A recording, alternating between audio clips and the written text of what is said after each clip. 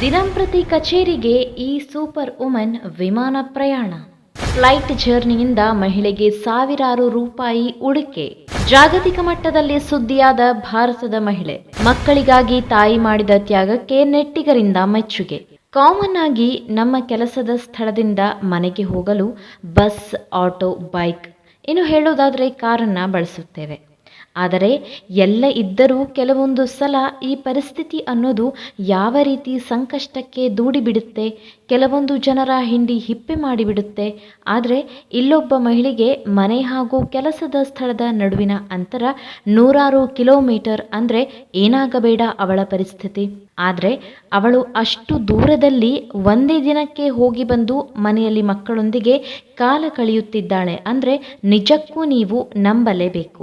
ಅಲ್ಲದೆ ಆ ಮಹಿಳೆ ದೂರದ ಪ್ರಯಾಣ ಮಾಡುತ್ತಿದ್ದರೂ ಸಹ ಹಣ ಉಳಿತಾಯ ಮಾಡ್ತಾರಂದ್ರೆ ನಿಜಕ್ಕೂ ಅಚ್ಚರಿ ಅಲ್ವಾ? ಅಷ್ಟಕ್ಕೂ ಯಾರು ಆ ಮಹಿಳೆ, ಅವಳು ಮಾಡುತ್ತಿರೋ ಕೆಲಸವಾದರೂ ಏನು, ಅವಳು ಉಳಿತಾಯ ಮಾಡ್ತಿರೋ ಹಣವೆಷ್ಟು ಅನ್ನೋದರ ಕುರಿತ ಕಂಪ್ಲೀಟ್ ಡೀಟೇಲ್ಸ್ಗಾಗಿ ಈ ವಿಡಿಯೋವನ್ನು ಕೊನೆಯವರೆಗೂ ನೋಡಿ. ಎಸ್, ಈ ದಿನನಿತ್ಯದ ಬದುಕಿನ ಜಂಜಾಟದಲ್ಲಿ ಆಫೀಸು, ಮನೆ ಮತ್ತು ಟ್ರಾಫಿಕ್ ಈ ಮೂರರ ನಡುವೆಯೇ ಬಹುತೇಕ ಜನರು ತಮ್ಮ ದಿನಗಳನ್ನು ಕಳೆಯುತ್ತಿದ್ದಾರೆ.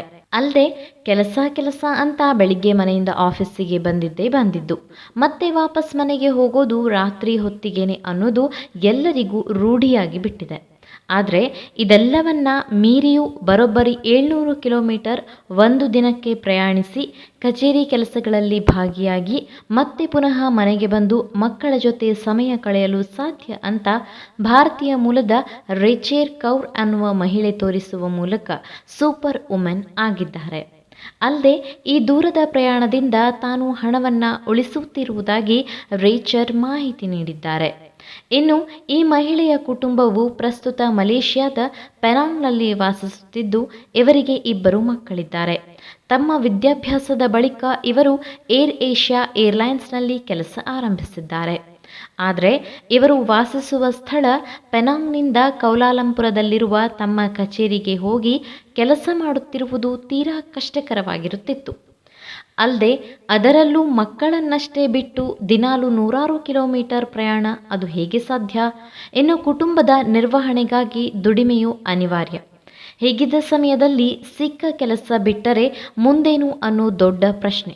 ಇಂಥ ಕಠಿಣ ಪರಿಸ್ಥಿತಿಯಲ್ಲಿ ಏನು ಮಾಡಬೇಕೆಂದು ತೋಚದೆ ಕೌರ್ ಅವರಿಗೆ ಈ ಸಮಸ್ಯೆ ನುಂಗಲಾರದ ತುಪ್ಪವಾಗಿ ಪರಿಣಮಿಸಿತ್ತು. ಅಲ್ಲದೆ ಬೆಳಿಗ್ಗೆ ಬೇಗ 4 ಗಂಟೆಗೆ ಎದ್ದು 5 ಗಂಟೆಯಷ್ಟರಲ್ಲಿ ರೆಡಿಯಾಗಬೇಕು.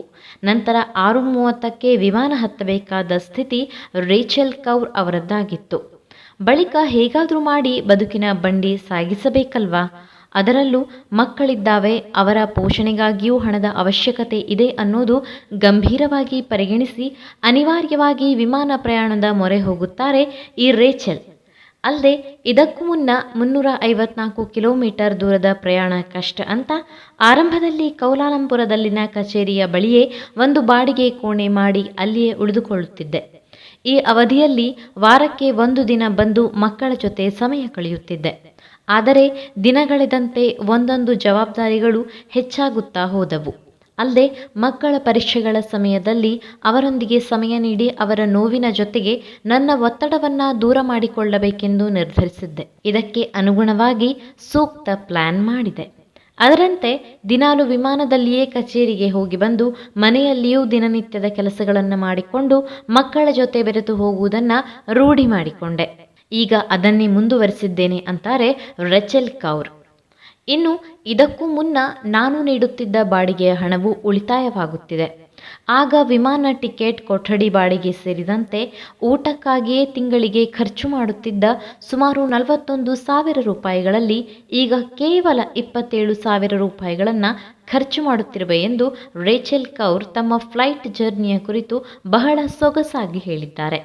ಅಲ್ಲದೆ ಘಟನೆಯ ಬಗ್ಗೆ ನೆಟ್ಟಿಗರು ರೇಚೆಲ್ ಕೌರ್ ಅವರ ಬದ್ಧತೆಯನ್ನು ಮೆಚ್ಚಿ ಒಳ್ಳೆಯ ಛಲಗಾರ್ತಿ ಅಂತಲೂ ಕರೆಯುತ್ತಿದ್ದಾರೆ.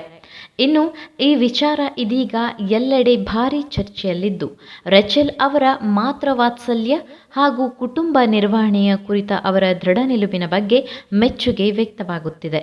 ಒಟ್ನಲ್ಲಿ ಪ್ರಸ್ತುತ ಸಮಾಜದಲ್ಲಿ ಹೆತ್ತ ಹಸುಳೆಗಳನ್ನೇ ತಾಯಿಯು ಬೀದಿ ಪಾಲು ಮಾಡಿ ಅನಾಥವಾಗಿ ಬಿಟ್ಟು ಹೋಗಿರುವ ಅದೆಷ್ಟೋ ಘಟನೆಗಳನ್ನು ನೋಡುತ್ತಿರುತ್ತೇವೆ, ಕೇಳಿದ್ದೇವೆ. ಆದರೆ ಇದಕ್ಕೆಲ್ಲ ಅನ್ವರ್ಥ ಎನ್ನುವಂತೆ ಈ ರೇಚೆಲ್ ತನ್ನ ಮಕ್ಕಳಿಗಾಗಿ ತೆಗೆದುಕೊಂಡ ನಿರ್ಧಾರಕ್ಕೆ ನಿಜಕ್ಕೂ ಸೆಲ್ಯೂಟ್ ಹೇಳಲೇಬೇಕು.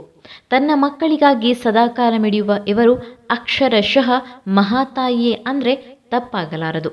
ಈ ಮಾಹಿತಿ ನಿಮಗೆ ಇಷ್ಟವಾಗಿದ್ದಲ್ಲಿ ವಿಡಿಯೋನ ಲೈಕ್ ಮಾಡಿ, ಶೇರ್ ಮಾಡಿ. ನಮ್ಮ ಚಾನಲ್ನ ಇನ್ನು ಸಬ್ಸ್ಕ್ರೈಬ್ ಮಾಡದಿದ್ದಲ್ಲಿ ಬೇಗ ಸಬ್ಸ್ಕ್ರೈಬ್ ಮಾಡಿ. ಧನ್ಯವಾದ.